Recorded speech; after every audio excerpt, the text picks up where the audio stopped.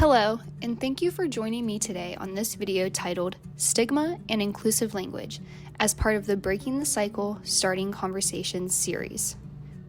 Today, we're going to be discussing stigma and the different types of stigma. Stigma is like a big umbrella, and discrimination, prejudice, and stereotypes are all different forms of stigma that fall underneath the umbrella. So, what is stigma?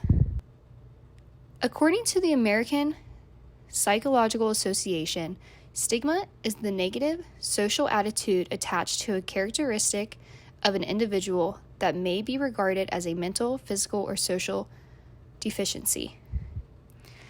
So now that we've discussed stigma, let's break down the different types of stigmas for further understanding. Stereotypes are assumptions or beliefs about groups of people. Prejudice are attitudes and feelings towards a person based on their membership in a certain group. And discrimination is when someone acts on their attitudes, beliefs, and feelings.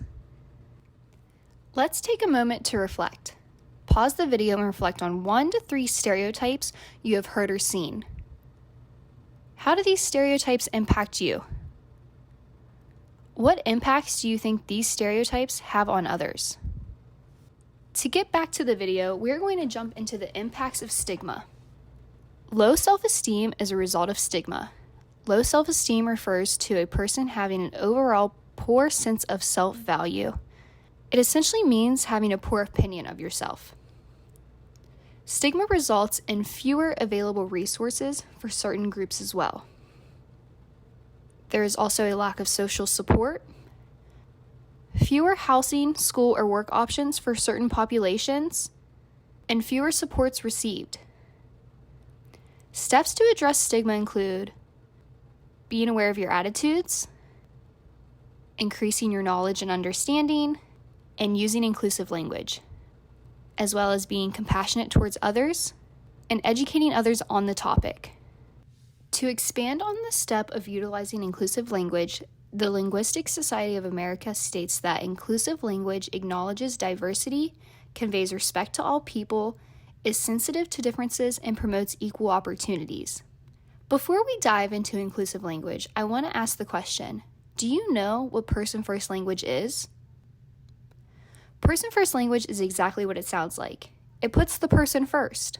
So person-first language emphasizes the person before the disability. For example, person who is blind, or people with spinal cord injuries. It's opposite of identity-first language. Identity-first language puts the disability first in the description. So for example, disabled or autistic. Identity-first language reinforces the labels we place upon people, adding attention and weight to that identity.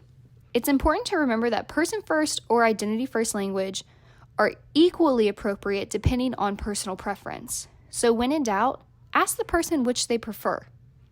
Person-first language allows us to be inclusive.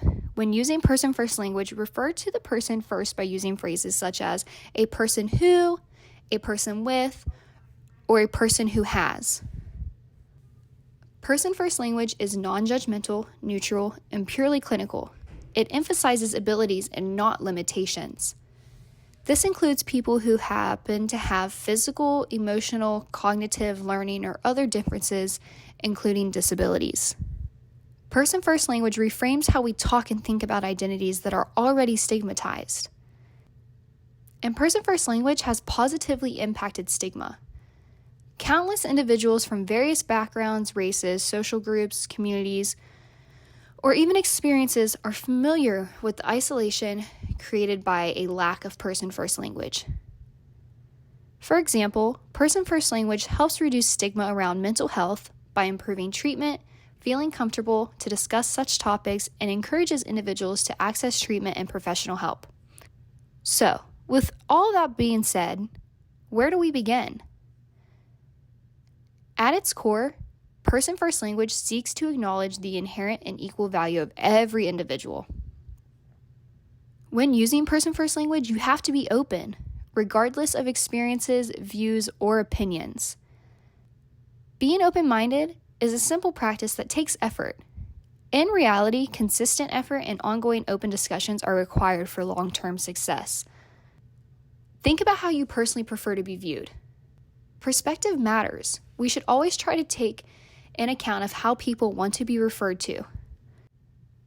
To wrap up, let's reflect and put person-first language into practice.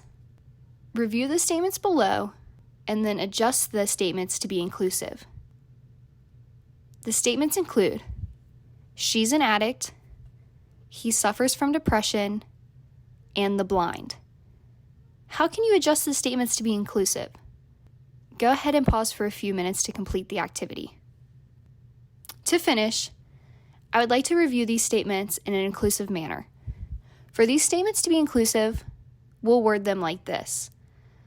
So instead of she's an addict, you would want to say she has a substance use disorder.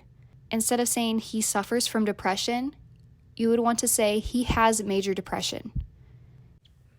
And lastly, instead of saying the blind, you would want to say a person who is blind. Stay connected with Breaking the Cycle by visiting our website below. This video was made through the Breaking the Cycle program, an initiative of the Adventure Group that is focused on bringing awareness to and preventing adverse childhood experiences and their negative impacts by working with children, families, schools, and communities. Breaking the Cycle and its related materials, including this video, are made possible by the Claude Worthington Benedum Foundation.